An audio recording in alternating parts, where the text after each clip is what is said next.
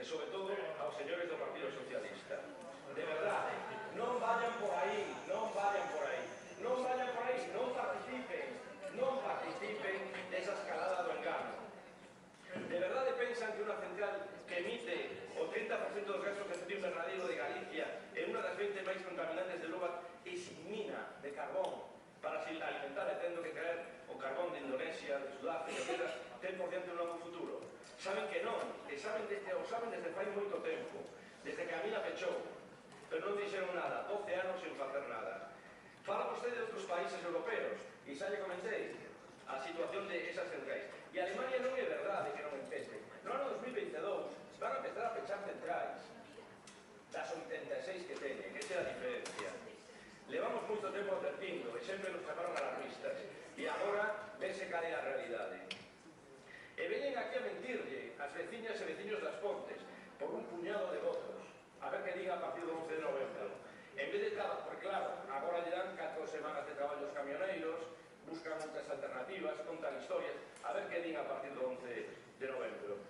En vez de traballar en orzamentar no que verdadeiramente podría garantir o futuro das hipercomarcas de Ferrolterras, Pontes, Seu, Ortegal, Tercera, Ordes, Terra de Melide, Artúa, etc.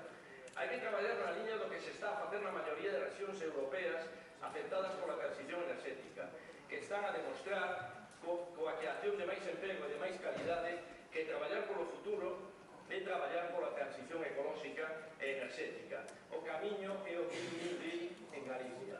Ese é o camiño. Imos tarde, pero ainda hai tempo.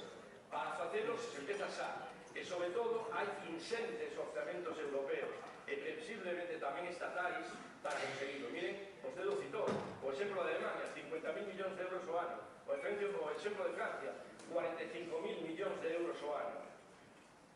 E que lle responde aos gobernos das rexións europeas que queiran estar a vanguardia da transición enerxética e, polo tanto, ser destinatario destas inversións masivas? Pois están nesa liña, porque saben que podrían ser realizables nun curto e medio prazo de tempo. Na pasada Comisión de Industria, que ante unha longa emenda que fixe para dar ideas para o desenvolvemento do sector automobilístico do futuro, o portavoz do Grupo Popular, o señor Tellado, dixo con moita ironía e capacidade: es que vostedes ten solucións para todo. Non, a verdade é que non teño solucións para todo. Trago propostas, pero gustaríame que vostedes fixeran outras que dixeran, que demostraran que as miñas son ocurrencias, pero non. As propostas son darlle cartos á Endesa por contaminar e presentar iniciativas que son irrealizables e vostedes lo saben. Pero ainda que pensen que son ocurrencias, les vou decir no tempo que me quede, se non na réplica, o que habría que facer, según a noso criterio, que o poden rebatir. O primeiro, xa o saben, porque parece ser que agora nos están a fazer caso, despois de que decir que desenvolver o mapa da transición sostible de Galicia coa participación das sociedades galegas era unha ocurrencia. E parece que agora xa están cambiando de opinión. Poñer en marcha a aplicación inmediata desos plans de desenvolvemento da transición sostible nas comarcas de As Pontes e Tercera.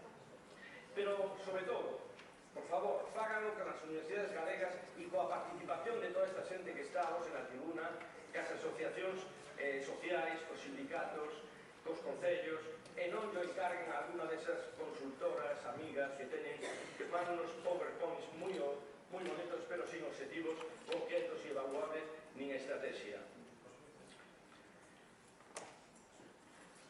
Despois, que gastar os cartos? Os cartos van a chegar, e os cartos non me dá de tempo porque tiña tamén a proposta de como se iba a financiar todo isto, e vostede o sabe.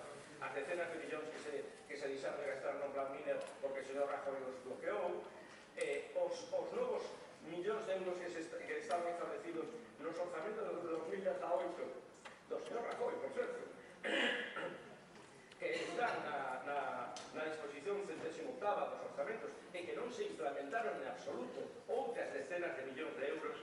Bueno, pues todo iso, máis moitas cousas máis, participación nos ingresos por delitos de CO2, pois sí, o resto da ciudadanía española que se beneficiou dos bens que se sacaban da comarca das Pontes de Beirama, que levaron a enerxía para que se pudiera desenvolver a industria en Madrid, en Cataluña, no País Vasco, agora teñen que responder e cos 1.000 millóns de euros que se recaudan no ano de dereitos de CO2, parte desos casos terían que volver como con solidaridade cas zonas que posibilitaron a industrialización de todas esas comarcas e de todas esas cidades. E por onde hai que empezar? Pois evidentemente pola formación, porque investir máis en infraestructuras, en pontes, en outras carreteiras, non ten sentido. As empresas en este momento o que buscan é formación profesional, o que buscan son traballadores formados, capacitados e productivos, formados no que vai ser o novo modelo enerxético, no que vai ser o novo modelo productivo e infraestructuras de comunicación. As empresas o que queren é chegar a un sitio e non que lle poñan un parque industrial, eso xa o farán, facer unha nave moi fácil. O difícil é ter persoas formadas, é ter comunicación de telecomunicación, é promocionar actividades locais tamén deslocalizables, recoñecer o paisaxe como elemento fundamental. No caso das pontes, hai que poñer en valor xa ese valor ecolóxico que hai no que eran as escumbreiras. E aí se podían xerar moitos postos de traballo medioambientais, turísticos, de ocio, de deporte. Bueno, quedanme como 17 propostas que decirles, pero como non me dai tempo, só vou